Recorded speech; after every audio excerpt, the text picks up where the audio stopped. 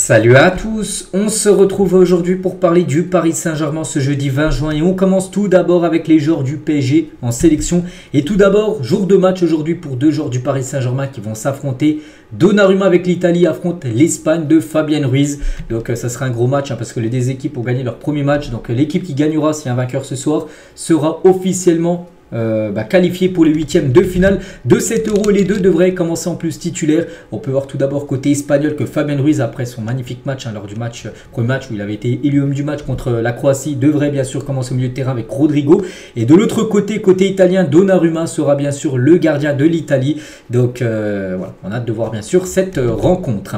Et concernant Fabien Ruiz, tiens, sur son trophée MVP face à la Croatie, il a dit: j'ai reçu beaucoup de messages d'amour, je ne marque pas beaucoup de buts, alors quand je marque, il me félicite. Espérons que ce ne soit pas le dernier. Peut-être ce soir, il aura peut-être une occasion de marquer. On verra qui prendra l'avantage sur l'autre. Est-ce que ce sera lui qui marquera sur peut-être Donnarumma, qui fera un bon match? On verra. Bien sûr, on parlera de tout ça demain. Et qu'avez-vous amélioré pour pouvoir jouer à nouveau avec Luis Enrique? Il a dit au début: je n'ai pas beaucoup joué, mais j'ai travaillé pour y parvenir. J'espère faire de grandes choses dans cet Euro. Nous allons nous battre pour soulever la coupe le 14 juillet prochain. Donc, c'est une bonne chance, bien sûr, à Fabien Ruiz. Et on peut voir qu'il figure dans l'équipe ESPN de la première journée. Tous les matchs de la première journée de l'Euro, et on peut voir Fabien Ruiz dedans. À noter que Vitinha n'est pas dedans, pourtant il avait été aussi élu homme du match lors de la rencontre Portugal-République tchèque. Il aurait pu mériter, il aurait pu avoir sa place bien sûr, également au milieu de terrain.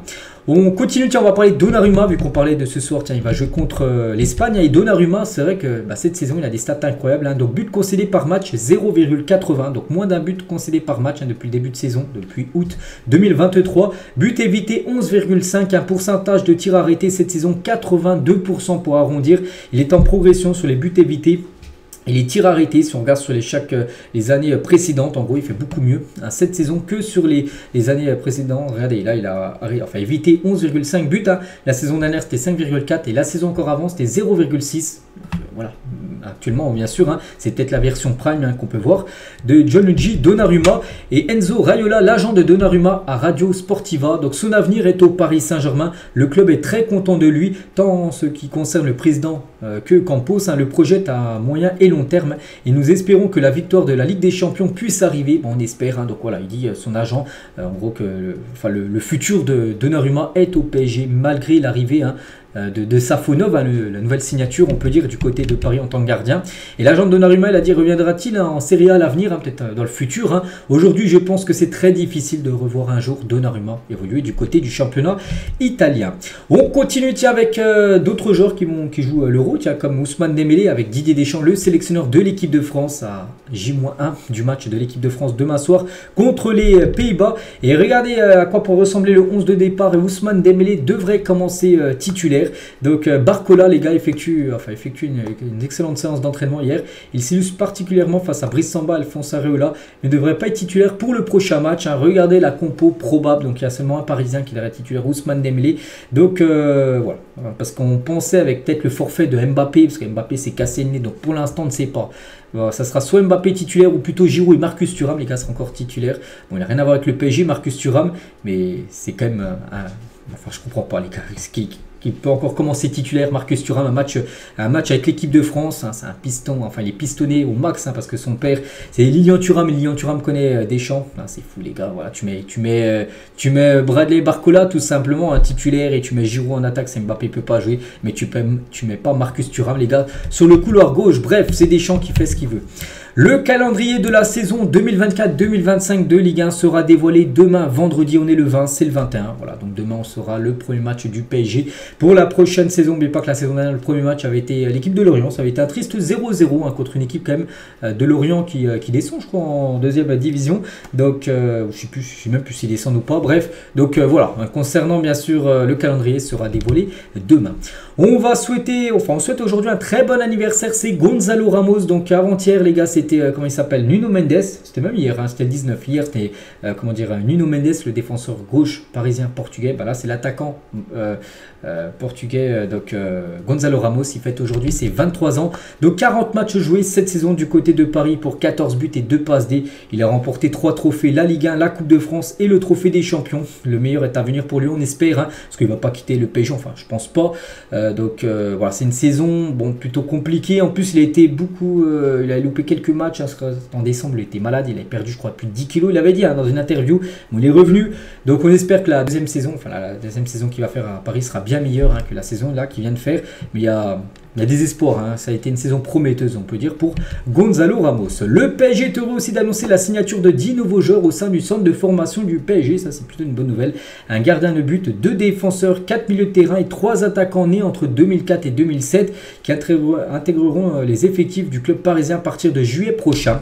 Donc voilà, tous les noms des joueurs. Donc il y a peut-être des joueurs qu'on connaîtra, enfin plus tard, qu'on verra percer, on peut dire, parce que là, ils rentrent tous dans le centre de formation du PSG. Le PSG, les recruteurs sont partis les chercher dans différents clubs en France et voilà, ils intègrent le centre de formation et les meilleurs bien sûr seront après plus tard, enfin on espère pour eux, un peu comme Zeremri sorti du centre de formation pour jouer en équipe première.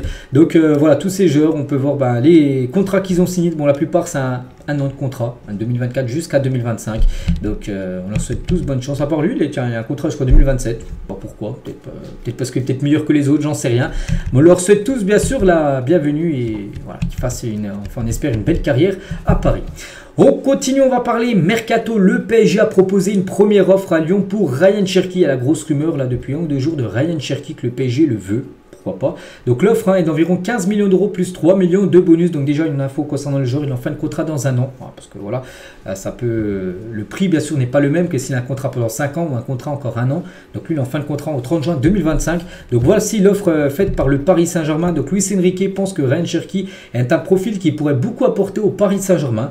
Bon, je pense pas que ce sera un titulaire. Mais un jour, voilà, pourquoi pas en fin de match, pour débloquer des situations avec ses dribbles, tout ça, oui, pourquoi pas, s'il accepte ce rôle de super sub, ça peut être un renfort intéressant, on peut dire, pour l'équipe du PSG. Bon, après, il faut que le prix, voilà, dépasse pas les 15 millions, parce que je trouve 15 millions, c'est déjà quand même une sacrée somme, surtout pour un joueur qui est en fin de contrat dans un an. Et Luis Enrique, il y a déjà eu contact, Luis Enrique a réalisé un appel vidéo en visio, avec Ryan Cherki, ils sont déjà parlé, Luis Enrique, et Ryan Cherki, le coach espagnol, veut l'international des sports au PSG. Donc pour l'heure actuelle, les discussions entre Paris et Lyon portent surtout autour d'un pourcentage à la revente parce que en gros Lyon, ils sont pas non plus contre parce que sinon ils partiraient libres l'été 2025. Mais voilà, Lyon il veut mettre en gros une clause de 30% à la revente que Paris refuse catégoriquement. C'est pour ça qu'actuellement c'est ce qui coince un petit peu. Donc une clause 30% à la revente, c'est par exemple là, le PSG l'achète 15 millions d'euros et je sais pas, tiens dans 2 ans il est vendu 30 millions, enfin j'en sais rien, voilà ce prix là. Et en gros Lyon recevrait 30%. Où ça se peut qu'il floppe au PSG, qu'il soit vendu 10 millions, donc déjà tu perds de l'argent, et que Lyon sur ces 10 millions touche encore ses 30% sur une future vente, parce que le PSG veut pas, le PSG veut acheter le joueur, voilà, sur 15 millions, mais pas que Lyon touche un pourcentage sur une future vente dans le futur. Donc voilà ce qui coince actuellement concernant le transfert de Ryan Cherki. Et voilà, sur le meilleur du PSG, il a posé une question à la droit au but, quel recrue pour le PSG en tant que jeune joueur, donc Cherki, Désiré Doué ou Aklouche ou un autre joueur, 1500 votes à peu près, et la plupart dont moi, on peut... Voilà, Désiré Doué, à choisir entre les trois là, je partirais plus sur Désiré Doué. Voilà, 71% quand même être Désiré Doué, qu'il faudrait aller chercher. Donc ils ont quasiment le même âge, Désiré Doué, je crois que c'est le plus jeune, là, 18 ans, Clouche aussi 18 ans, et Ryan Cherki a 19 ans. Donc voilà, c'est des tout jeunes joueurs, mais voilà, la plupart préfèrent quand même le joueur du Stade Rennais. Et tiens, en parlant de Désiré Doué, donc Luis Campos aura rencontré François Pinault, le président de Rennes, dans ses bureaux il y a quelques minutes. Donc c'était hier. Sûrement pour Désiré Doué, le directeur financier du Stade Rennais était également présent à suivre. Voilà, donc si Luis Campos, directeur sportif, a rencontré le président de Rennes, on pense c'est pour parler bien sûr de football, de joueurs, de mercato, et certainement Désiré Doué a été... ils ont parlé tout simplement, donc voilà, on verra si la rumeur va prendre de l'ampleur ou non. On continue avec Lenny Yoro, ce joueur qu'on parle quand même depuis au moins quelques mois quand même. Et là vraiment tout va se faire sur ce mercato. Donc pour l'instant ça sent toujours pas bon. Le Real Madrid a trouvé un accord avec Lenny Yoro. Donc voilà, parce que le PSG le veut, mais voilà, pour le joueur, le PSG c'est seulement le plan B. Pour le joueur, le plan A c'est le Real Madrid. Et voilà, si le Real Madrid passe à l'action, il signera du côté du Real. Et du coup, un nouveau défenseur est ciblé, les gars, avec Kimpembe sur le retour, la blessure de Lucas Hernandez qui reviendra en janvier 2025. Donc il va louper toute la première partie de saison. Et le cas Mukele, le PSG doit renforcer sa défense. Donc il s'appelle Lutzarel Geertruida. Donc c'est un joueur du Feyenoord, hein, serait une option surveillée pour sa polyvalence. Le joueur est apprécié par Luis Campos et validé par Luis Enrique. J'ai déjà entendu parler de ce joueur, mais je crois jamais vu jouer. Donc, parce que surtout il joue du côté de Feyenoord, hein, je ne regarde pas les matchs, hein, du championnat néerlandais. Donc voilà, le PSG s'intéresse à lui et aussi toujours Edmond Tapsoba. Hein, c'est Fabrizio Romano qui confirme, hein, que les deux joueurs là que j'ai cités sont bien sur la shortlist du Paris Saint-Germain en tant que défenseur central pour la saison prochaine en cas d'échec dans les Ligue Euro. Mais bon, comme j'ai dit, hein, les Ligue Euro, les gars, ça sent l'échec. L'UEFA a décidé de sanctionner la tribune Auteuil du Parc des Princes par un huis clos en raison de la révocation d'un sursis pour usage de fumigène. Hein. Cette sanction sera appliquée lors du prochain match à domicile du PSG en Ligue des Champions. Donc voilà, la saison prochaine, le premier match à domicile.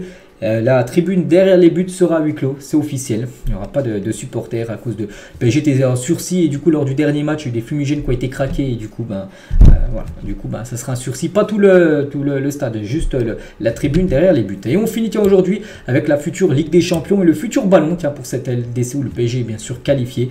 Donc voici le ballon qui sera utilisé lors des matchs de poule. Hein. N'oubliez pas, le PSG n'aura pas 6 matchs de poule mais 8 matchs de poule, hein, contre 8 équipes différentes. Donc voilà les gars ce qu'on va dire aujourd'hui. J'espère que ça vous a plu. On se retrouve nous demain vendredi pour le prochain numéro. À demain.